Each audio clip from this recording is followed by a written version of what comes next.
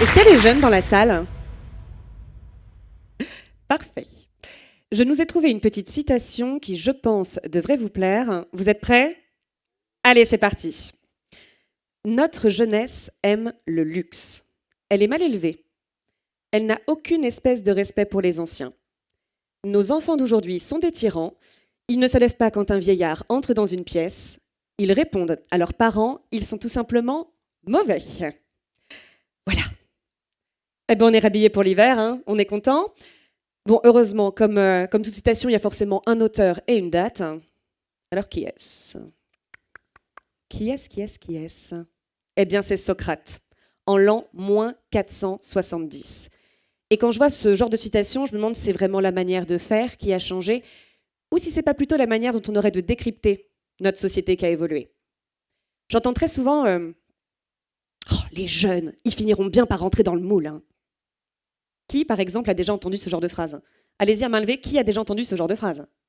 Voilà, on est d'accord? Alors non, hein, je suis désolée, les jeunes, ils finiront pas par rentrer dans le moule. Hein. On est arrivé au bout d'une partie. Échec et maths, il faut reprendre la partie à zéro. Les jeunes, ils représentent le monde de demain et peut-être que parfois vous avez du mal à les comprendre, à vous retrouver dans leurs projets, leurs aspirations ou encore leur éducation. Eh bien, ça tombe bien. Parce qu'aujourd'hui, je vais vous délivrer quelques tips, quelques astuces pour mieux les comprendre. Tiens, question. À quel âge ou jusqu'à quel âge on est jeune? Question intéressante, hein? Question intéressante. Alors, je vais peut-être pas y répondre tout de suite, hein, pour éviter de me fâcher avec un certain nombre d'entre vous, hein, n'est-ce pas? Mais dites-vous bien une chose. À partir du moment où on se dit qu'être jeune, c'est dans la tête, c'est que clairement, on ne l'est plus, hein, qu'on soit bien d'accord là-dessus. Et puis on est d'accord que dans cette salle, tout le monde est jeune aujourd'hui. Oui, c'est juste que comme le monsieur au premier rang, certains sont jeunes depuis plus longtemps que d'autres. Hein. Pour parler des jeunes, il va falloir parler de 3 tranches d'âge qui ont été données par les sociologues. Première tranche d'âge, c'est la génération Y, de 30 à 44 ans. Alors moi, j'aime bien les Y les appeler mes vieux jeunes. Pourquoi Y? Alors on me dit parfois que c'est la forme que fait le casque du Walkman. Walkman.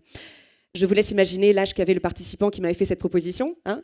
On me dit aussi que c'est Y, parce que c'est la première lettre de Young, qui signifie jeune en anglais, ou que Y se prononce Y, que Y signifie pourquoi, et que c'est une génération, effectivement, qui n'a de cesse de dire pourquoi.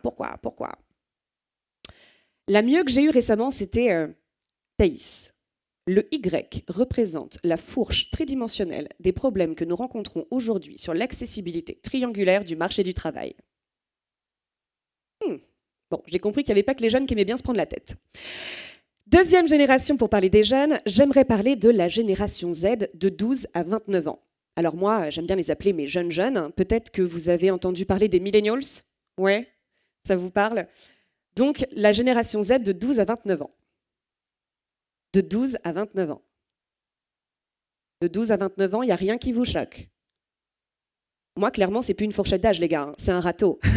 Ça voudrait dire que selon les sociologues, les enfants de 12 ans et les grands enfants de 29 ans, ils auraient les mêmes envies, les mêmes désirs, les mêmes contextes communs. Waouh!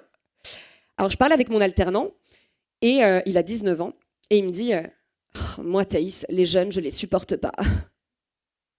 De quel jeune est-ce que tu parles, chouchou? Ben, ceux qui ont 17 ans. Hein.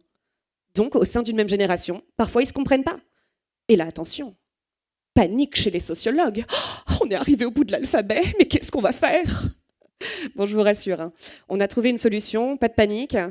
Ça sera la génération alpha, les moins de 12 ans. Et puis peut-être que dans quelques années, je viendrai vous faire un TED pour vous parler des grands bêtas. Mais bon, ça, c'est une autre affaire.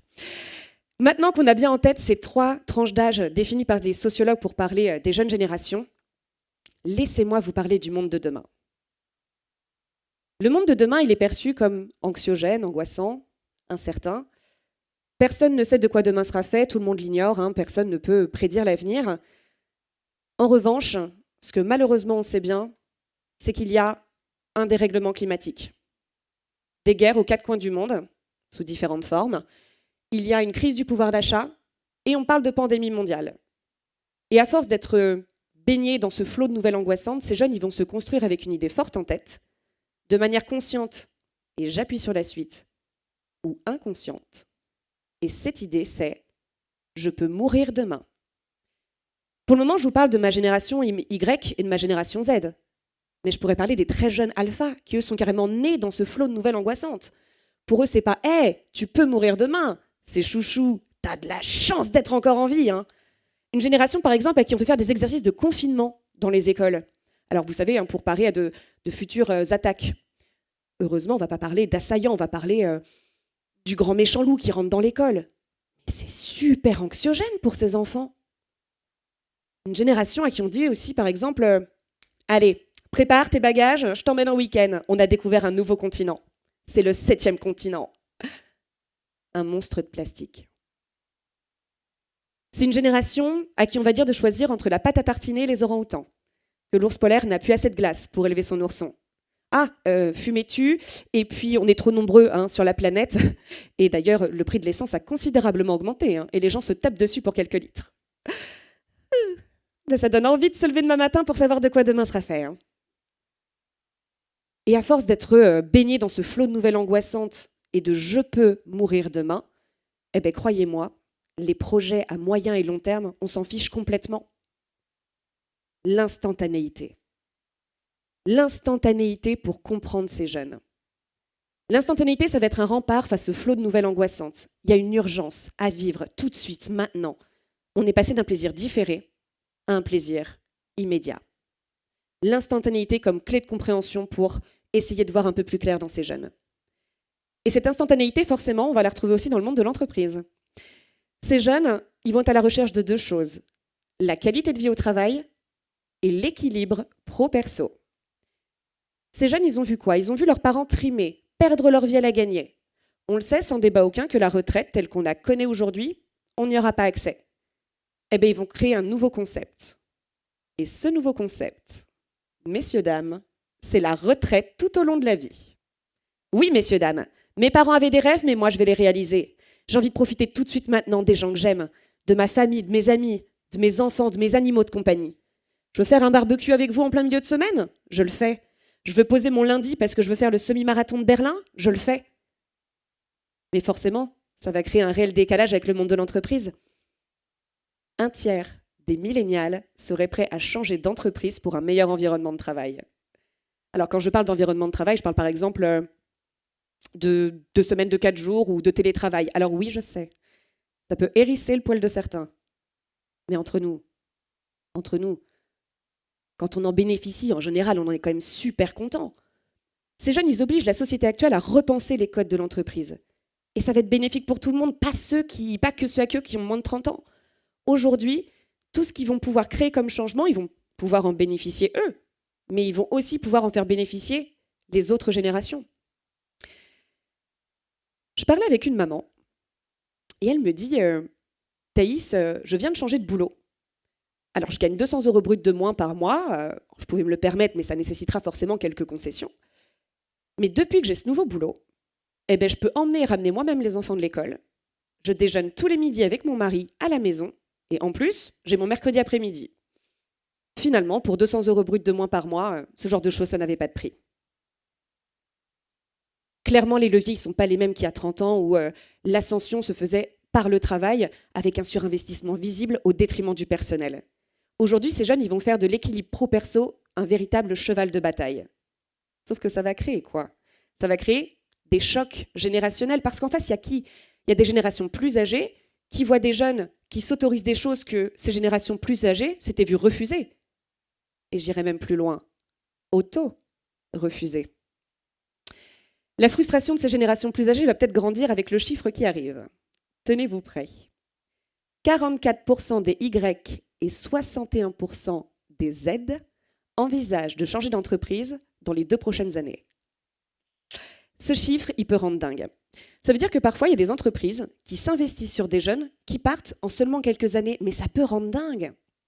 Je parlais avec mon alternant et je lui dis « Quel est ton projet professionnel ?» Bon, quoi?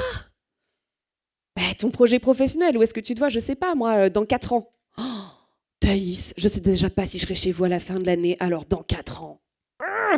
Il y en a un, il me dit, je suis toujours comme un surfeur, toujours sur la vague. Il y a une opportunité, je glisse, j'y vais. Ça peut rendre dingue, mais entre nous, quel est le meilleur moyen aujourd'hui d'augmenter son salaire de manière conséquente et d'étendre ses responsabilités en seulement quelques mois? Changer de boîte. Et finalement, on aura beau expliquer à ces jeunes en quoi ils sont importants pour l'entreprise, leurs collègues, leurs clients, il va falloir prendre le propos à l'envers et expliquer en quoi l'entreprise est importante pour le jeune. Et c'est ce qui constitue ici ma deuxième clé de lecture importante, en plus de l'instantanéité, c'est la quête de sens. La quête de sens. Pourquoi je le fais? Est-ce que ce que je fais, ça a du sens?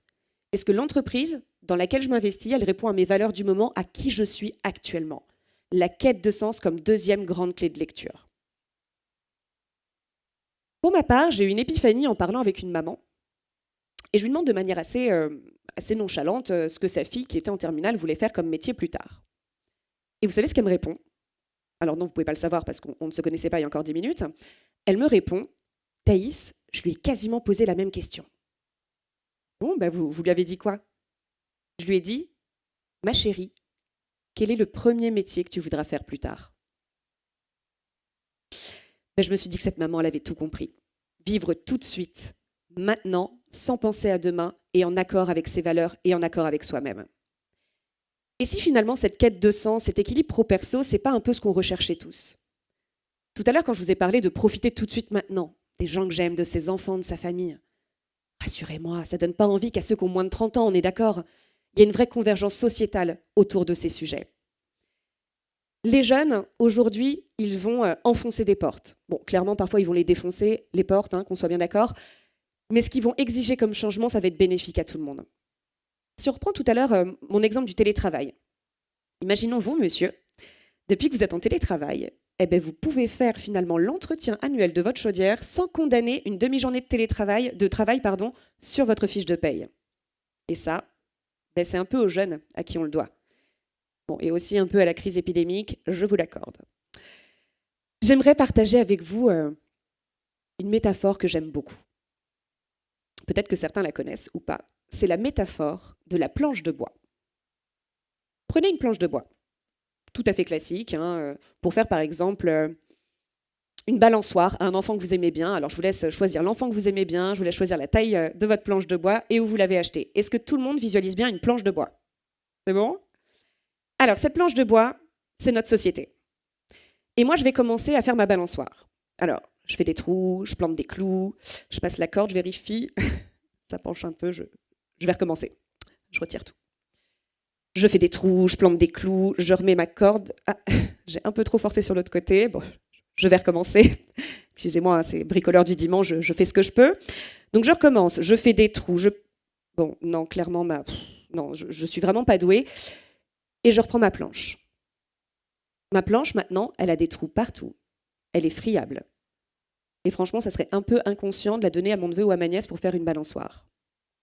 Et finalement, toutes ces détériorations qui sont sur notre planche, ce sont tous les phénomènes que notre société a rencontrés.